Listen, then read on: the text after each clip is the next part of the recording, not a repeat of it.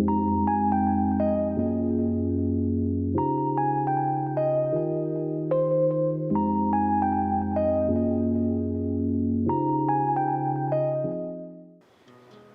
दर्शकों, आप सबका फिर से स्वागत है हमारे चैनल ओम शक्ति पे। तो आज फिर से उपस्थित है हमारे साथ पंडित जी श्री नवीन मिश्रा जी, और आज चलिए उनसे फिर से कुछ धार्मिक विषयों पे बात करते हैं। तो नमस्ते पंडित जी, स्वागत है आपका। कैसे हैं आप? सब बढ़िया। हमारे पिछली बार बात हुई थी पंडित जी से पूजा के भाव को लेके कि हम पूजा का भाव क्या है। तो आज ये बात बताइए पंडित जी कि पूजा में हम जो सामग्री यूज करते हैं वो क्यों करते हैं? पूजा में होने वाली जो सामग्री है वह एक औषधि स्वरूप है। वो आप पूजा से रिलेटेड जितने भी सामग्री को आप देखेंगे तो कहीं ना कहीं वो आपके औषधि है और वो आपके वातावरण को शुद्ध करती है। और दूसरी उसमें कुछ ऐसी भी चीजें जोड़ी गई हैं जिसको संरक्षण करना बहुत जरूरी है। जैसे अगर आप कोई भी पूजा करते हैं तो सबसे पहले फूल लेते हैं, तो वो फूल क्या है? वो फूल में के अंदर भी औषधीय गुण है। अगर वो पूजा ना होती तो वो फूल कौन देखता? कोई नहीं देखता, क्योंकि लोग उसका वैल्यू को नहीं समझ पाते। आज कम से कम पूजा के माध्यम से उस फूल का तो संरक्षण किया जा रहा है। तो वो जो फूल हुई या फिर आपके जितनी भी चीजें, जैसे हवन में हम लोग धुआं करते हैं या फिर उसमें डलने वाली जितनी सामग्री है, तो वो एक एनवायरमेंटल क्रिएट होता है और वातावरण को स्वच्छ करने का कार्य करती है। और वैसे ही जितने भी सामग्री पूजा पाठ में उपयोग होते हैं सबका कहीं ना कहीं एक उपयोग है। और आप उसको जब स्टडी अंदर तक करेंगे तो आपको दिखेगा कि हाँ, इसमें हर कुछ है, जिसको हर चीज का उपयोग है। और आप उसको पूजा से रिलेटेड नहीं, अपने जीवन से संबंध उसको लागू करें कि इस चीज का हमारे जीवन में क्या उपयोग है। मैं एक छोटा सा एग्जांपल देता हूँ। जैसे हम लोग देवी माँ के पास, ठीक है, या कोई भी भगवती के मंदिर में जाते हैं तो हम लोग उड़हुल फूल चढ़ाते हैं, लाल फूल, ठीक है। तो लाल फूल जो चढ़ाते हैं तो वो क्या हो गया? लाल फूल एक पित्त सामक फूल है, जिससे अगर कोई पित्तज व्यक्ति है जिसकी पित्त की अधिकता, जिसके शरीर में पित्त की अधिकता ज्यादा होती है, ठीक है, तो वो लाल फूल उसको कम करने का काम करता है। उसको आप किसी अच्छे वैद्य से जब उसके बारे में आप जानकारी लेंगे तो वो बताएगा कि हाँ, लाल फूल का क्या उपयोग होता है। तो वैसे ही जितने भी पूजा पाठ में मिलने वाली सामग्री है, हर किसी का अपना अपना एक उपयोग है। तो आपके हिसाब से पंडित जी, हम पूजा में जो सामग्री यूज करते हैं उसका भी हमारे ऊपर, हमारी पूजा पे पॉजिटिव इफेक्ट होता है और हमारा एनवायरनमेंट जो है वो पॉजिटिव हो जाता है।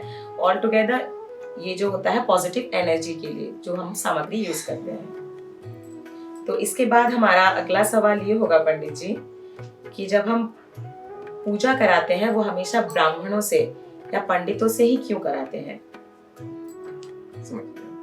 शास्त्रों में क्या है कि जो भी एक एनर्जी है जिसकी हम पूजा करते हैं वह मंत्र के अधीन होता है। यानी कि हम समझे अपनी भाषा में, तो देवता जो होते हैं वो मंत्र के अधीन होते हैं। और मंत्र किसके अधीन होता है? तो ब्राह्मणों के अधीन होता है। ब्राह्मण जब आते हैं तो वो अपने मुख से मंत्र की ध्वनि निकालते हैं और उनको हर चीज पता होता है कि हमें कब और किस स्वरूप, किस भाषा में बोलना है। जैसे एग्जाम्पल समझिए, हम लोगों ने जनरली बात जब करते हैं तो कोई भी बात हो, हम अगर उसको ऊंची ध्वनि में बोलते हैं तो उसको सामने वाले को गुस्सा आ सकता है। तो एक ब्राह्मण को ये सदैव पता होता है कि हमें मंत्र का उच्चारण किस अवस्था में करना है, किस लय में करना है। जिससे दूसरी बात, ब्राह्मण जब पूजा करा रहे होते हैं तो अगर कोई गलती ब्राह्मण के द्वारा होती है तो वह दोष ब्राह्मणों को होता है। आज क्या होता है कि सबसे पहले मैं लोगों से एक निवेदन करूंगा कि जो भी ब्राह्मण हो, चाहे वो अज्ञानी ही क्यों ना हो, ब्राह्मण को किसी भी अवस्था में आप सदैव सम्मान करें, क्योंकि आपका वही भाव जो होता है वह कहीं ना कहीं ट्रांजेक्ट होता है। जैसे आप सिंपल से बात समझिए, अगर किसी भी बड़े ऑर्गेनाइजेशन में जाना हो तो कोई ना कोई एक माध्यम होता है। तो वैसे ही ईश्वरीय शक्ति में जब हम जाना होता है तो एक माध्यम होता है जिसको हम लोग ब्राह्मण कहते हैं, और वह किस अवस्था में, किस लेवल पे आपको लेके जा रहा है यह ब्राह्मण निर्णय करता है। इसलिए जितने भी हो, ब्राह्मण को सदैव सम्मान करना चाहिए, चाहे वो अज्ञानी ही क्यों ना हो। और अगर कोई जेनेटिक ब्राह्मण जन्म लिया है तो उसके अंदर कुछ ना गुण तो रहेंगे। वो ब्राह्मण है तो ब्राह्मण कुल में अगर जन्म लिया है तो वो ब्राह्मण रहेगा। वैसे ब्राह्मणों को मंत्र के अधीन होना चाहिए, ब्राह्मणों को मंत्र का ज्ञान होना चाहिए। तो आपके हिसाब से पंडित जी, हमको ब्राह्मण से इसलिए पूजा करवाया जाता है क्योंकि उनको धर्म, शास्त्र, मंत्र इन सब का ज्ञान होता है और इनके ऊपर ये अधीन होते हैं, तो इसीलिए हम ब्राह्मणों से या पंडितों से पूजा करवाते हैं। तो मेरा अगला सवाल इसी से ही जुड़ा हुआ है। तो जब पूजा खत्म होता है पंडित जी, तो हमें दक्षिणा में क्या देना चाहिए? दक्षिणा क्यों देते हैं? दक्षिणा का क्या महत्व है पूजा में? देखिए, किसी भी दान कर्म में आप जितना कमाते हैं तो उसका कोई ना कोई एक माध्यम होता है और कोई ना कोई शक्ति है। आपकी अपनी जो मूल कमाई होती है उसका जो दशांश भाग होता है, आप उसको पूजा पाठ में, ब्राह्मण दक्षिणा में उपयोग करें। इससे क्या होती है कि जब वो दशांश आप इस्तेमाल कर रहे हैं तो ब्राह्मण कहीं ना कहीं आपका शुभ कामना कर रहा है और जो ईश्वरीय शक्ति है उससे एक निवेदन कर रहा है कि आपका सदैव कल्याण हो। तो आपके कहे अनुसार पंडित जी, जब हम किसी ब्राह्मण या पंडित के सानिध्य में रह के कोई भी शुभ कर्म करते हैं तो उसका पॉजिटिव इफेक्ट हमारे ऊपर ही आता है और हम जीवन में सफलता की तरफ और करीब होते हैं। तो इसी से जुड़ा मेरा अगला प्रश्न ये होगा कि ब्राह्मण को दक्षिणा देना ज्यादा जरूरी है या किसी जरूरतमंद की हेल्प करना ज्यादा जरूरी है? दोनों में हमारे जीवन में कौन सा ज्यादा महत्वपूर्ण है? सबसे पहले तो जरूरतमंदों की मदद सदैव करनी चाहिए। आपके आसपास चाहे कोई भी हो, अगर प्रभु ने आपको समृद्ध बनाया है, आपके अंदर वो सामर्थ्य दिया है, तो अपने आसपास के लोगों को, जरूरतमंदों को सदैव मदद करें। लेकिन यह भाव को हमेशा जाने कि हम सही जगह पर, सही लोगों के पास और सही जरूरतमंद के पास ही हम उस चीज को दान करें तो हमारे लिए बेहतर होता है। जैसे आप, सिंपल सी बात है कि आप भंडारा लगवाएं, ठीक है, हर कोई आपके पास मांगने नहीं आएगा, मांगेगा वही जिसकी जरूरत होगी। तो आप हमेशा अपने अनुसार दान पूर्ण करना भी बहुत जरूरी है और ये आपके अपनी कमाई से दशांश भाग में ही यह पार्ट आता है। मैं नहीं कहता कि आप अपनी कमाई की पूरी 100% दान में लगा दो। भाई, आपके अपने परिवार हैं, उनको भी अगर आप कुछ कर रहे हैं तो वो भी एक दान है, क्योंकि आपके शरीर के अलावा आप जितने लोगों को ख्याल रख रहे हैं तो वह भी एक सेवा है। तो इसलिए जितने भी जरूरतमंद हो उनको सदैव दान करें। ब्राह्मण का काम क्या होता है कि ब्राह्मण जो होते हैं आपको सही रास्ता, सही सोच, और देखिए पहले के जमाना में क्या था कि 4 वर्णों में डिवाइडेशन किया गया था, ठीक है, जिसमें क्षत्रिय थे, ब्राह्मण थे, वैश्य थे और शूद्र थे। तो जो ब्राह्मण थे तो उनका काम क्या था? ब्राह्मणों का काम था कि लोगों को सही रास्ता दिखाना।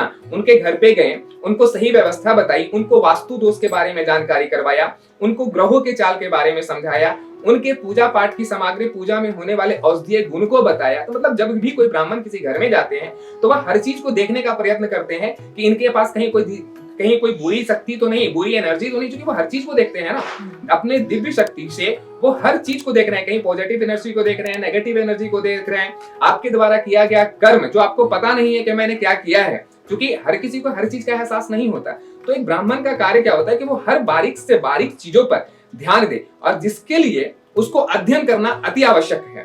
तो पहले की व्यवस्था में क्या थी? क्षत्रिय का काम था क्या?